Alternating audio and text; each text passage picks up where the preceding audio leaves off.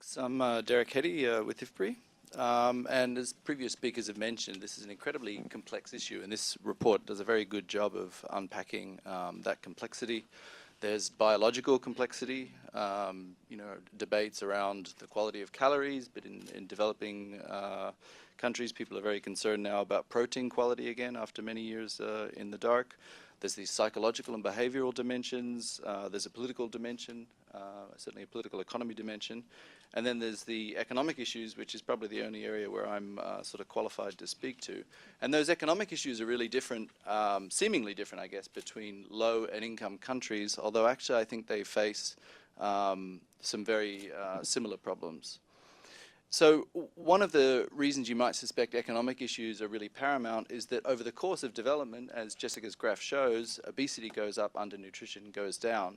There's lots of things going on there, but it really raises a concern because year after year, every time they release the global burden of disease, poor diets comes up as an increasingly large factor. It's now the largest factor, but its share in the sort of the pie charts that we see is just going to go up and up because obesity is rising rapidly, and of course it has so many comorbidities. So, we're doing work in Tanzania now, and we expected to do some work understanding changes in undernutrition.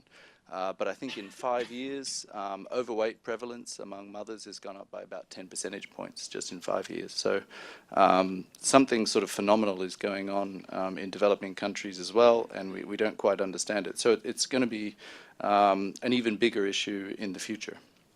So what's going on? Why do we have this problem where seemingly improvements in economic development lead to some reduction in undernutrition, but increasing obesity as well? Well, one, obviously what's going on, incomes are going up. People can buy more food. They can buy more calories, but that's a sort of a superficial story. A second factor, obviously, is that time constraints go up, so time available goes down, and that's an increasingly important problem for women who are entering the workforce, but also mainly in charge of food preparation.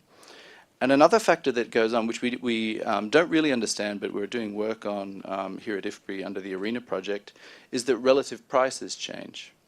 So think for a moment what it costs to buy a staple in the West, a loaf of bread. It could cost anywhere from $2.20 to $5 or something in the US, or if you're buying very fancy bread, $7 or $8. How much does a dozen eggs cost in the US? You can buy pretty cheap eggs for about $2.20. So that eggs, in some sense, relative to bread, are phenomenally cheap now in the West. And milk is very cheap too. And many fruits and vegetables are quite cheap too. But we also know that many unhealthy foods are extraordinarily cheap, and especially in terms of their time saving. So we've got a situation in the West, in these more commercial systems, where both unhealthy and healthy foods can be relatively cheap. But in poorer countries, healthy foods, especially fresh foods, can be very expensive. So eggs are maybe 2 times as expensive as bread in calorie terms in the US, but they're about 10 times as expensive as staple cereals in Africa and many parts of Asia.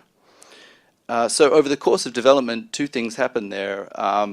As agricultural productivity improves, as value chains improve, the price of healthy foods goes down, but the price of unhealthy foods also goes down. So you see this opportunities to improve nutrition, but also opportunities to really have deteriorations in diets. So I think what can we do? I think one is think harder about the time and cost-saving issues that happen over the course of development.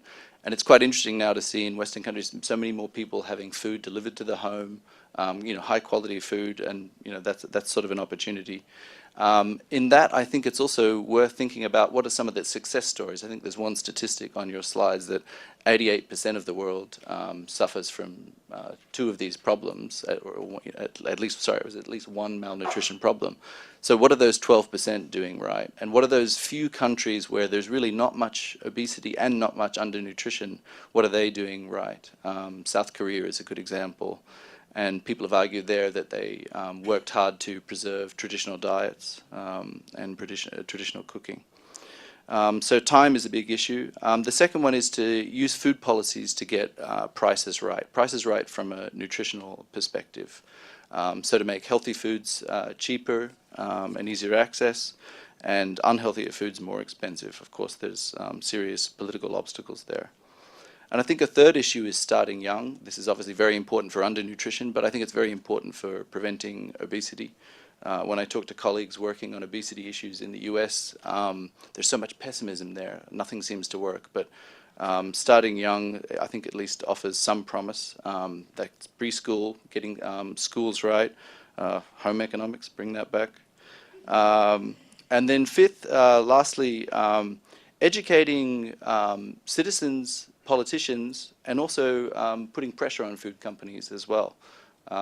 In IFPRI, we all love a good index, so maybe we need an index of how food companies, how healthy the composition of their food products is. Something to just draw a little bit more attention to this problem.